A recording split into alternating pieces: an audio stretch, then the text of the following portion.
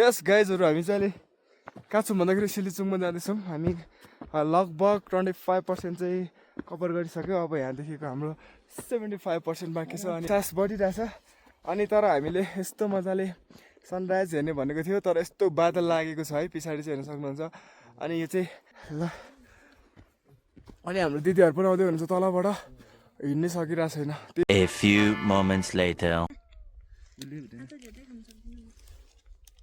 Guys हामी चाहिँ के हाल्यो अनि खाँदैछौँ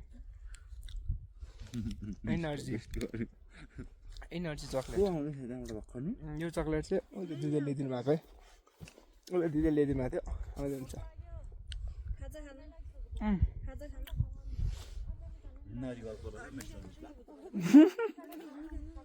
कहाँको उ तलबाट ऊ दुईजना आउँदैछ अनि त्यो दुईजनाले लिएको चक्लेट हो यो चाहिँ दुईजना न उक्त दिदीले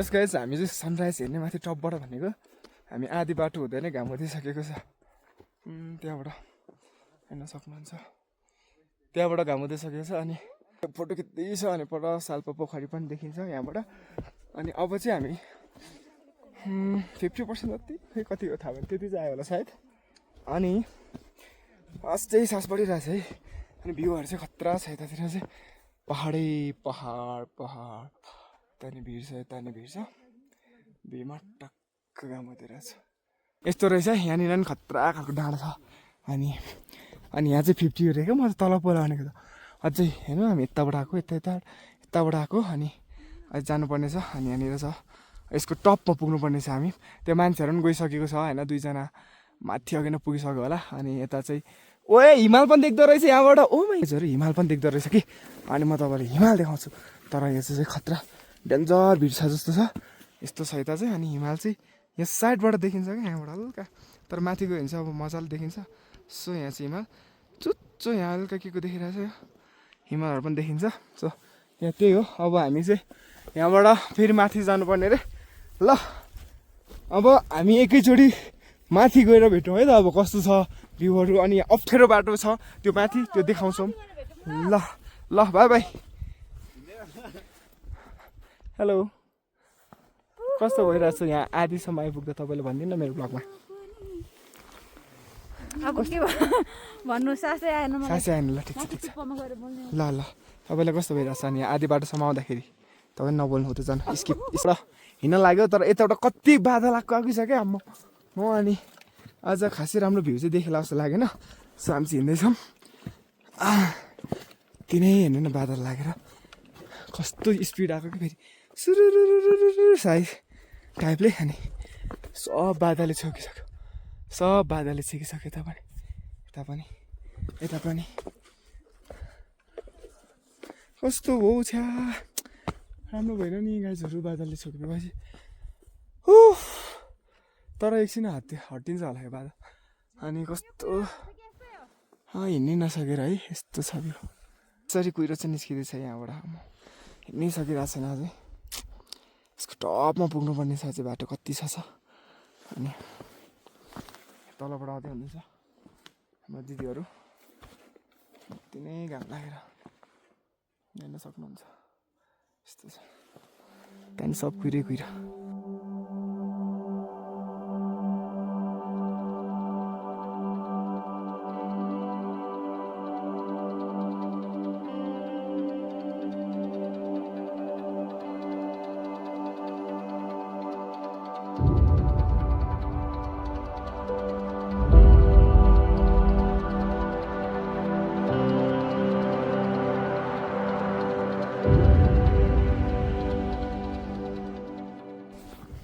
यस गाइस हामी चाहिँ फाइनली टपमा आइसक्यौँ है सिलिचुङको बल्ल बल्ल बल्ल। अनि यहाँबाट चाहिँ यताबाट चाहिँ कुहिरो लागिरहेछ कि, तर हेर्न सक्नुहुन्छ यो ढुङ्गा सही छ।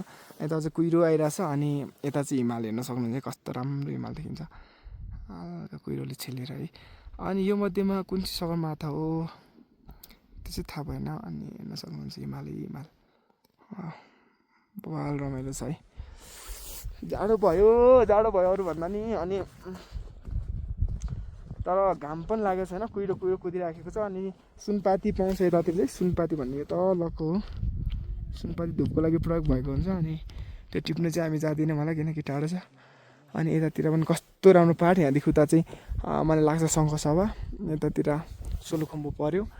सोलुखुम्बुको कुनै गाउँ पनि देखिँदो रहेछ यहाँबाट, सोलुखुम्बुको गाउँ पनि देखियो। अनि यतातिर चाहिँ भने भोजपुर, यतातिर चाहिँ भोजपुर पऱ्यो, हेर्न सक्नुहुन्छ सिलिचुङको टप। अनि यता भोजपुर पऱ्यो, तर कुहिरो लागिरहेको छ यता भोजपुरमा चाहिँ। अनि यहाँ साल्पा पनि पोखरी पनि देखिन्छ त्यहाँनिर। अनि यहाँबाट चाहिँ आउँदै हुनुहुन्छ हाम्रो, कता हो खोइ देखिन त हौ, यहाँबाट चाहिँ आउँदै हुनुहुन्छ हाम्रो दिदीहरू दुईजना हिँड्नु नसकेर बिस्तारै आउँदै हुनुहुन्छ। अनि यता हेर्न सक्नुहुन्छ यहाँनिर पनि यस्तो छ बनाएको है, यस्तोहरू बनाएको रहेछ। म चाहिँ यो बनाएको पछाडि आएको थिइनँ। अनि यसो देख्न सक्नुहुन्छ त्रिशुलहरू पनि छ, ठुलो ठुलो त्रिशुलहरू। अनि अति हिमाल चाहिँ बबालै देखिन्छ है सिलिचुङबाट, बबाल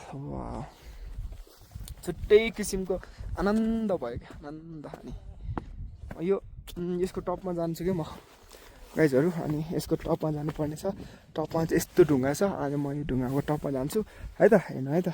अनि तर जुत्ता चाहिँ अति चाहिँ चिप्लिन्छ होला, तर पनि यसको टपमा हामी जाने नै छु। यसको टपमा यता चाहिँ खतरा छ कि, छानो चाहिँ चिप्लो छ। अनि यता हेर्न सक्नुहुन्छ डर लाग्यो यता जान चाहिँ। म चाहिँ अब यहाँ बस्छु यता।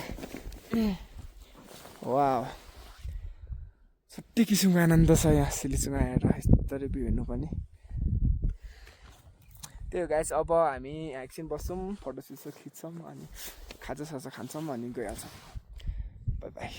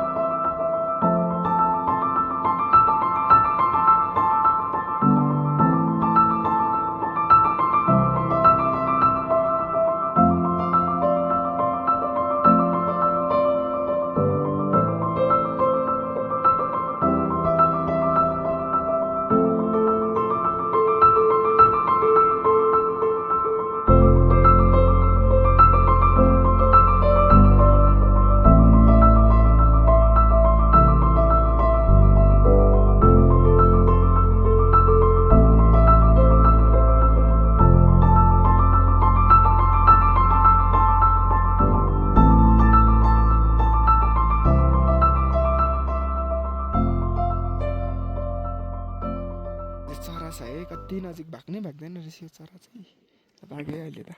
अनि यता भागेको चाहिँ यहाँनिर छ चरा। यो ढुङ्गामा अघि म चढेको थिएँ, अनि अहिले त बादल लागेर यस्तो भइसक्यो, आधी मात्रै हिमाल देख्ने भइहाल्यो नि, पुरै नै देख्दैन। यता सबैजना फोटो खिच्दैछ।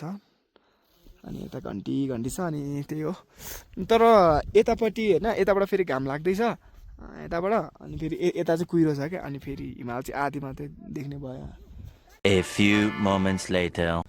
यस गाइस, हामी चाहिँ अब साल्पाबाट नि फर्किसक्यौँ। सिलिचुङबाट हो के भन्दैछ, साल्पाबाट भन्दैछ सँग डाँडा यही भएर हिमालहरू देखिसक्यो अघि नै। अब यो उधोको बाटोहरू चाहिँ खतरा डेन्जर छ, यस्तो छ यताको बाटोहरू। सिगार आएकै छ, आन्टीले भिडियो बनाउँदै हुनुहुन्छ। ल त्यही हो गाइजहरू, अब चाहिँ हामी जान्छौँ। बाई बाई सबै, बाई बाई बाई बाई भन्नु ल, बाई भन्दैनस् कन्या लाउने न। अनि यता हिमाल थोरै